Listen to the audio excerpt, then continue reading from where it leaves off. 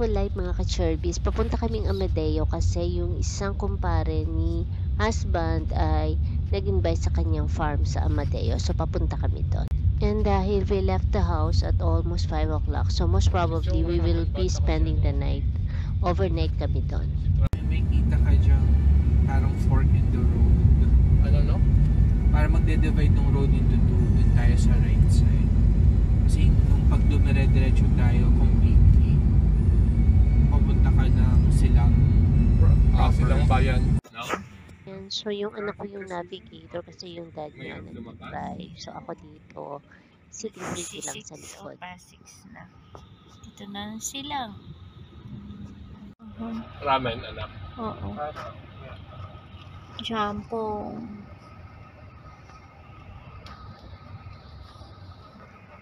Thai food. Yung amoy ng Thai food. Parang ganun din pagkaroon yan. Sawa sa Thai. Yung bypass. Ito na yung mga tindahan ng mga halaman. Gaganda. Pasok pa siya dyan. Protection from lawsuits.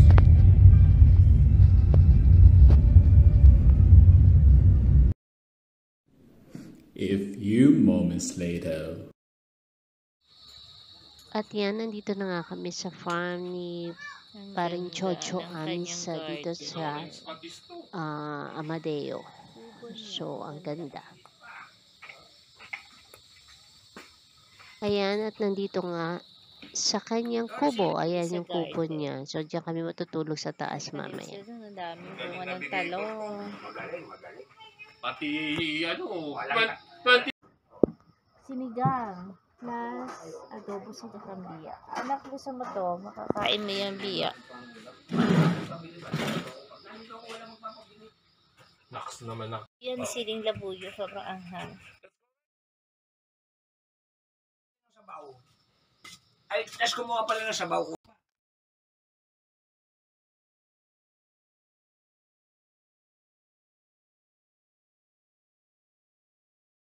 At ayan, tapos na po tayo mag-dinner. Napakasarap yung ating kinain na pritong biya tsaka adobo sa gata na biya. So, sarap. Ang sarap po niya. Tapos meron pa tayong sinigang na spare ribs ng baka. So, ang sarap ng higop ng sabaw.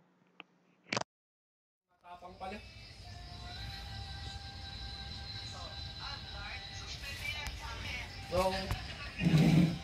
At yan, habang nagkukwentuhan yung mga boys, ito tayo, nagre-relax at kumakain ng dragon.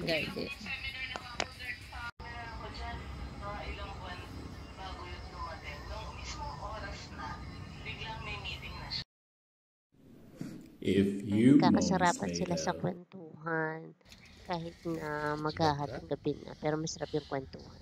Suklay ko muna bago mo. Saka ginagamit kong salamin.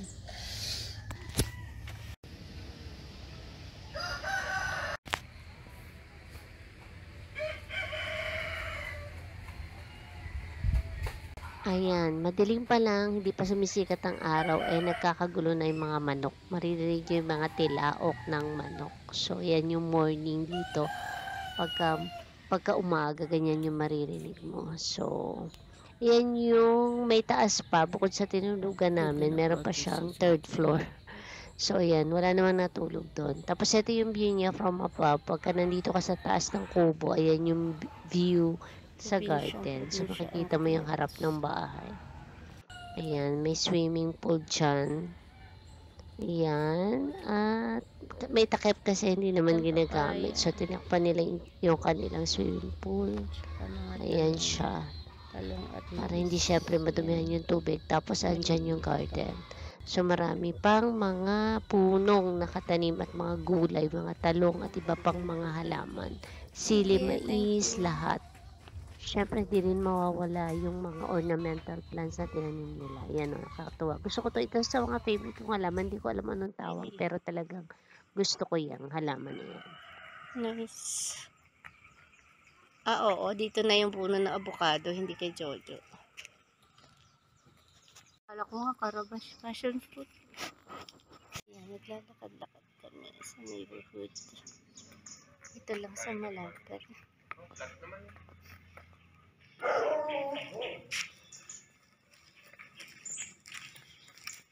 Ganda din yung bahid. Maayos ang daan.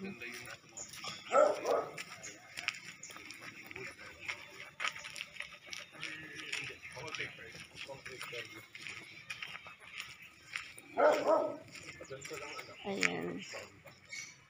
Ang dami. Itong subdivision to, karamihan rest house ang nandito. Bundok din yung itsura niya. Daming halaman, daming kanin, mga kubo yung ibang mga bahay. Ang ganda ng islog ng lupa. Papapaakit.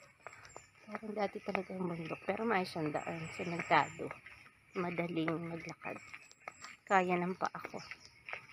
Ayan, nakita niyo ba? Parang bundok na bundok pa. Although yung ibang mga lote, natamnan nila na gusto nilang mga halaman. Pero yung iba, gubat pa yung dating. Wala na.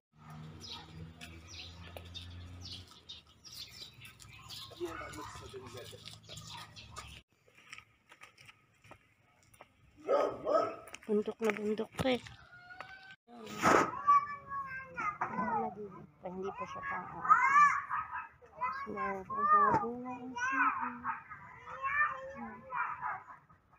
may sitaw pero walang bunga. Ayan, kalamansi, panapa, kamyas, dami yung tanim.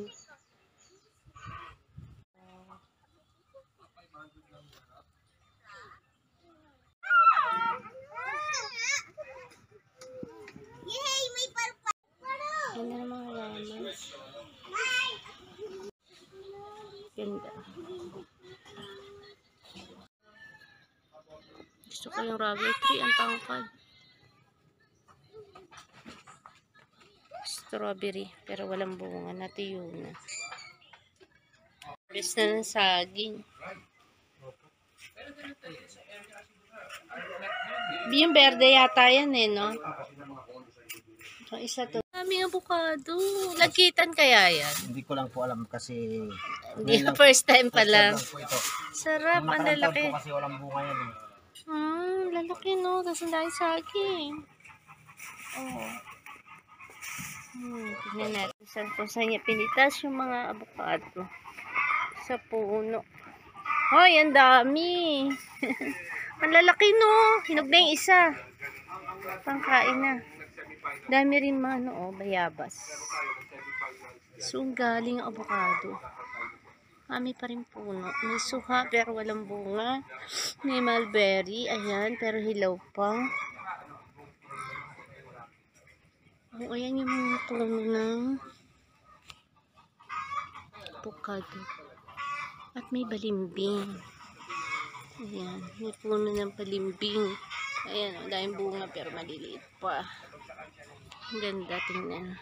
Dito tayo sa tawag dyan, sa garden. Dito galing yung mga pinitas na avocado at saka pinitas na saging. Pinitas na saging. Ito ito na kanyang mga manok. Binigyan niya kami ng itlog na madami. So, ayan, yung mga manok niya. Dami. Ayan. Free range yung kanyang chicken. Ang dami. Organic ang egg. Dami dun, no? Nagkumpulan sila sa bandaron. Opa. Ayun, santol katabi ng balimbing. Ayan yung kubo from the back. Yung mga santol, pero hilaw pa. Ayan. Bangkok santol daw ito malalaki. Hilaw pa, green. Balimbing. Mulberry. Yan, oh. Ganyan din yun. Ilan yung puno yung bayabas. Kasi inaanuhan ng uod. Puro may uod. Masarap pa naman yung ganyang variety. Malalaki siya. Fruit na kinain ko pag gabi. Ayan, may bunga pa. Ayan. Ayan, at lumabas kami, umalis kami dun sa subdivision kasi bibili kami ng something to eat, something for lunch. So, maghahanap kami kasi meron din mabibilan dito sa labas na lechon manok. Ayan, dito nga malapit nga. Tapos malapit lang to sa Paseo. Dito kami bumili. Parisa na halo-halo bulalo. Nag-take out lang, pero dahil nag-aantay, halo-halo. Halo-halo yung mag-amak ko. Pagkatapos na bumili dun sa Save Mall, malapit lang sa Paseo de Amadeo.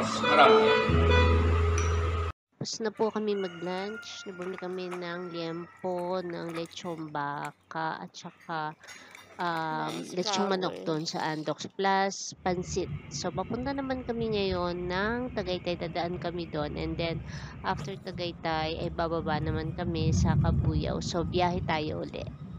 Eto, nagpark lang kami sa gilid, nag-aantay sandali kasi bumili yung anak ko ng tart sa Amiras. Tapos yun, tignan nyo naman, ang gaganda ng mga orchids. So, salamat, biyahe uli kami. Salamat po sa inyong pagsama. Hanggang sa muli.